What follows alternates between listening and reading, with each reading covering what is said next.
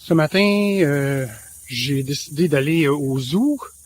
C'est un paquet d'affaires, dans le fond, qui était fermé quand j'étais là la première fois, évidemment. Là, on est arrivé au zoo, j'ai pris le traversier, puis j'ai fait une petite marche avant pour aller sur un petit point de vue. Fait que je vous amène avec moi un petit peu sur le chemin. Puis c'est ça. Après ça, je vais aller voir le zoo, puis je vais aussi aller prendre une petite marche après plutôt, sur le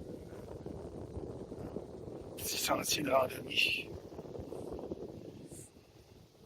qui m'amène le long de la côte. Puis là, c'est le quai où on est arrivé. Et voilà. Alors les derniers jours vont être relax quand même. Il y a quelqu'un qui m'a dit, il y avait un commentaire comme quoi que c'était le fun de voir ma face pendant les photos, mais ça dépend tout le temps de la connexion Internet. Puis à Canberra, comme ils disent ici, la connexion était quand même super bonne, mais ici à l'hôtel, c'est vraiment pourri. Puis c'est drôle, le guide de ma petite visite de matin, parce que j'ai fait le free walking tour aussi de Sydney, la même chose que j'ai fait à Melbourne. Puis lui, il disait d'ailleurs que le Wi-Fi en Australie, en général, c'était pourri. Fait que ça m'avait fait rire.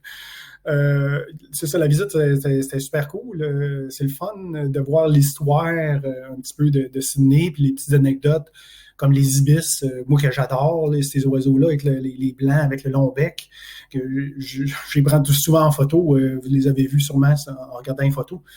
Mais moi, j'ai trouvé super beau. Puis lui, il disait qu'il les appelle les bin feeders, donc les mangeurs de poubelles.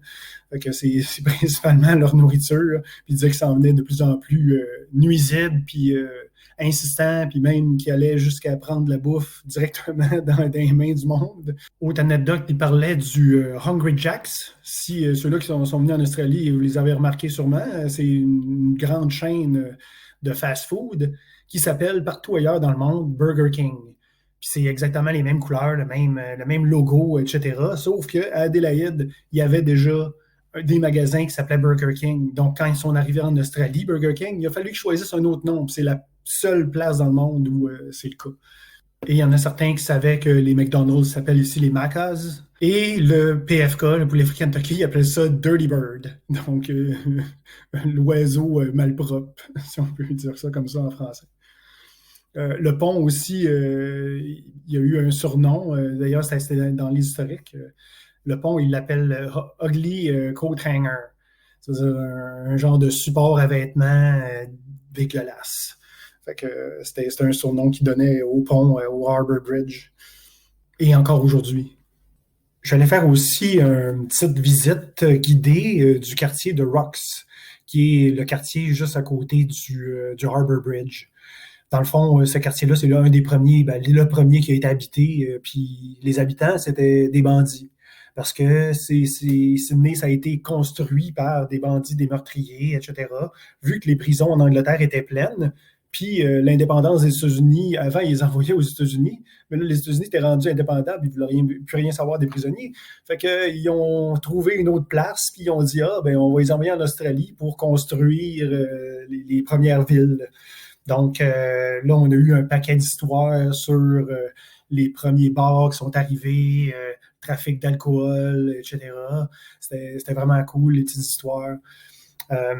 J'ai rencontré là, il y avait un groupe de 5 Québécois, ça fait que ça m'a permis de jaser un petit peu de Québécois, de savoir comment que le mois de février avait été froid, combien de neige qui avait tombé. Puis eux autres, ils restaient juste une journée à Sydney, puis ils s'en allaient après ça en croisière en Nouvelle-Zélande. Donc, je lui ai donné des petits conseils sur qu'est-ce que moi j'avais fait en Nouvelle-Zélande, puis des tips un petit peu sur les villes où il allait aller. Puis aussi sur leur journée à passer à Sydney. Ils se demandaient un petit peu quoi faire. Fait que je lui ai donné...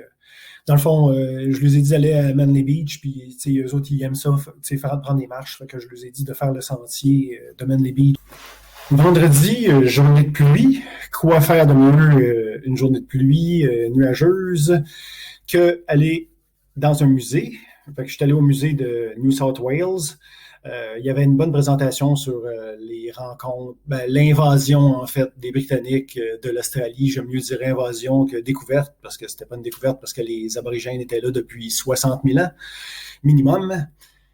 Puis, c'est ça, c'est super intéressant. Je suis resté un bout là. Puis ensuite, quoi de mieux encore, une journée de pluie, que d'aller dans une tournée de pub. Donc, je me suis inscrit à une tournée de pub, puis on était 6. Ouais, c'est ça. Fait qu'il y avait deux filles de Melbourne, il y avait un gars de Toronto, et il y avait 2 personnes aussi de Sydney. Puis il y avait Tom, notre guide. Puis c'était super intéressant.